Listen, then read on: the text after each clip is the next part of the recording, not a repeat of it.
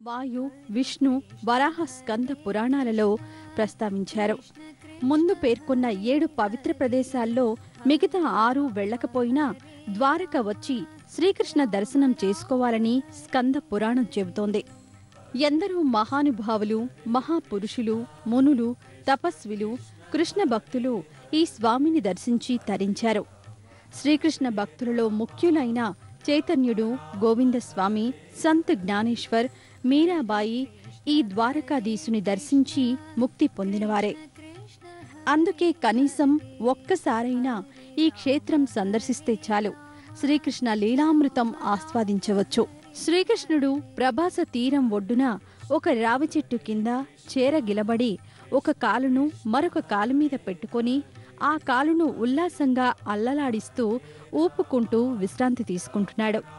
అదే సమయానికి అక్కడికి వచ్చిన ఒక బోయవాడు ఊగుతూ ఉన్న కాలి నుండి వస్తున్న కాంతిని జింక కన్ను అని భావించి బాణం వదిలాడు.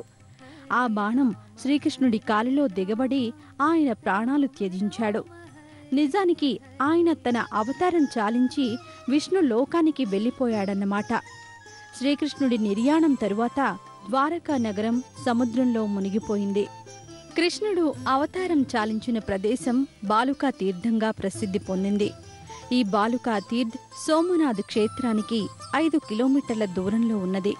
కృష్ణం వందే జగద్గురుం, కృష్ణం వందే జగద్గురుం, కృష్ణం వందే జగద్గురుం, కృష్ణం